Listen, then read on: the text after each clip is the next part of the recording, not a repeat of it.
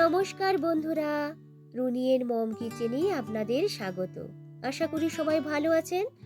আজ আমি আপনাদের সঙ্গে শেয়ার করব একটি স্পেশাল মশলা দিয়ে তৈরি নিরামিষ বাঁধাকপির তরকারি। হাতের কাছে থাকা সাধারণ উপকরণ দিয়ে খুব সহজেই কিন্তু এই রেসিপিটাকে বানিয়ে নেওয়া যায়, আর খেতে হয় কিন্তু ততটাই দুর্দান্ত। সামনেই সরস্বতী পুজো, এই পুজোর দিন খিচুড়ির সাথে এইভাবে বাঁধাকপির তরকারিটাকে বানিয়ে দেখুন, খেতে হবে অসাধারণ। আশা করছি আজকের এই রেসিপিটা আপনাদের ভালো লাগবে, তাই ভিডিওটা স্কিপ না করে পুরোটা দেখার অনুরোধ রইল। তো চলুন দেখে নেওয়া যাক। এখানে আমি নিয়েছি একটা মিডিয়াম সাইজের বাঁধাকপি। আপনারা বাঁধাকপির পরিমাণটা আপনাদের প্রয়োজন বুঝে দিয়ে দেবেন। বাঁধাকপিগুলোকে এইভাবে লম্বা লম্বা করে কেটে নিয়ে ভালো করে জল দিয়ে ধুয়ে নিয়েছি। এর সঙ্গে নিয়েছি দুটো মিডিয়াম সাইজের আলু আর সামান্য একটু মটরশুঁটি। যদি না মটরশুঁটি থাকে তাহলে স্কিপ করতে পারেন। প্রথমেই আগে একটা মশলা তৈরি করে নেব। একটি মিক্সি জারের মধ্যে দিয়ে দিলাম 2 ইঞ্চি মতো আদা। আদাটা কিন্তু এখানে একটু বেশি পরিমাণেই দিতে হবে। এর সঙ্গে ঝালের জন্য দিলাম দুটো কাঁচা লঙ্কা ও একটি বড় মাপের টমেটো। ঝালটাও আপনারা আপনাদের প্রয়োজন বুঝে কম বেশি করে নেবেন। টমেটো থাকার কারণে দেখবেন জল ব্যবহার না করেই এইভাবে একটা সুন্দর পেস্ট তৈরি হয়ে যাবে। এরপরে তৈরি করে নেব সেই স্পেশাল মশলা। এখানে নিয়েছি 2 টেবিল চামচের মতো গোটা ধনে, 1 টেবিল চামচের মতো মৌরি, 1 টেবিল চামচের মতো গোটা জিরে, শুকনো লঙ্কা, তেজপাতা, গোটা গরম মশলা ও সামান্য একটু গোলমরিচ। এতটা মশলা কিন্তু লাগবে না, মশলাটিকে আজ আমি একটু বেশি করে বানিয়ে রেখে দেব। প্রথমেই কড়াটিকে গরম করে নিয়ে দিয়ে দিলাম সম্পূর্ণ মশলাটিকে। গ্যাসের ফ্লেমটাকে লো টু মিডিয়ামে রেখে 1.5 থেকে 2 মিনিটের মতো মশলাটিকে এভাবে ভেজে নেব। তবে খুব বেশি কিন্তু পুড়িয়ে মশলাগুলোকে ভাজা যাবে না। যখন দেখবেন যে এর গা থেকে একটা সুন্দর গন্ধ বেরোতে শুরু করেছে আর মশলাগুলোর কালার এইভাবে একটু চেঞ্জ হয়ে গেছে, তখন কিন্তু এগুলোকে নামিয়ে নিতে হবে।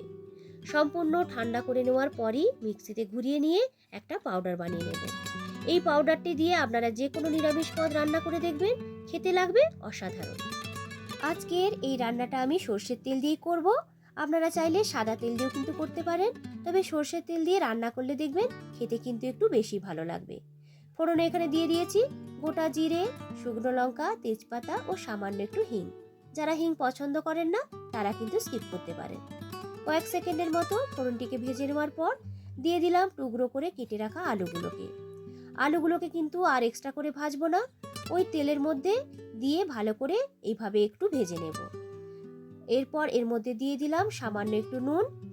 এরপরে আরও মিনিট 2 মতো আলুগুলোকে এইভাবে নাড়াচাড়া করে একটু ভাজা ভাজা করে নেব। তো দেখুন আলুগুলো কিন্তু একটু ভাজা ভাজা হয়ে গেছে।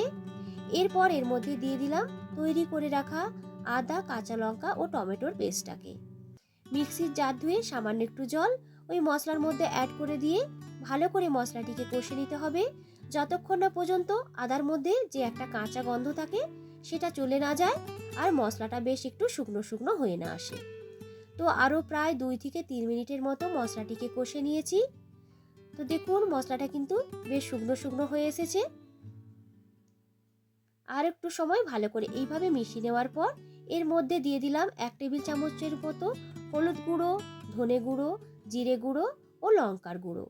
সামান্য একটু জল ওই মশলার মধ্যে অ্যাড করে দিয়ে দেব ওই প্যানের মধ্যে।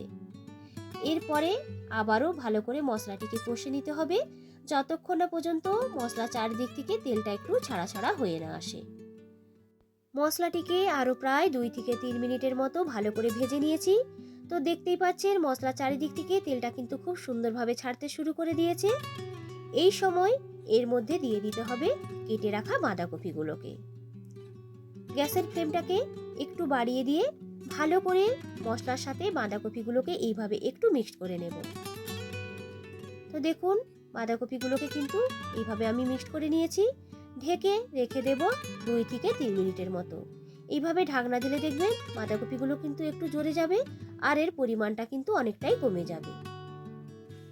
ভালো করে একটু মিক্সড করে নেওয়ার পর এর মধ্যে দিয়ে দিলাম মটরশুঁটিগুলোকে। যেহেতু শীতকালে বানাচ্ছি তাই মটরশুঁটি দিলাম।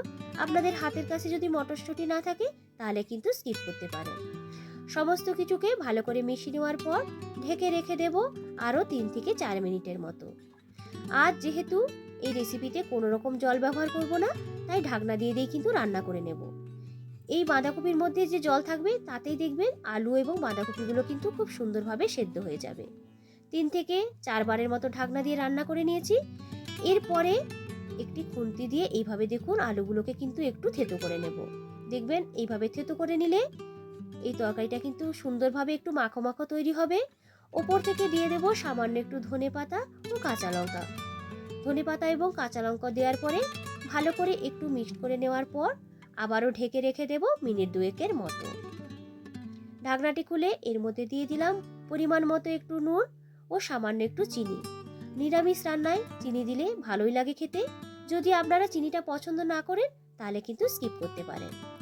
ভালো করে সমস্ত কিছুকে একটু মিশিয়ে নিয়ে ঢেকে রেখে দেব আরও 2 মিনিটের মতো। ঢাকনাটি খুলে দিয়ে দেব তৈরি করে রাখা সেই স্পেশাল মশলা। এখানে 1 টেবিল চামচ ভর্তি করে কিন্তু দেখুন মশলাটিকে আমি দিয়ে দিয়েছি। দিয়ে দিলাম 1 টেবিল চামচের মতো ঘি। এই মশলাটিকে রেখে দেবেন। যে কোনো নিরামিষ পদে এই মশলাটি দিয়ে দেখবেন খেতে হবে কিন্তু অসাধারণ। সমস্ত কিছু মশলা দেওয়ার পর তরকারিটাকে আরও কিছুটা সময় এইভাবে একটু নাড়াচাড়া করে রান্না করে নিলেই কিন্তু তরকারিটা তৈরি হয়ে যাবে। তো দেখুন তরকারিটা কিন্তু খুব সুন্দরভাবে শুকনো শুকনো হয়ে এসেছে।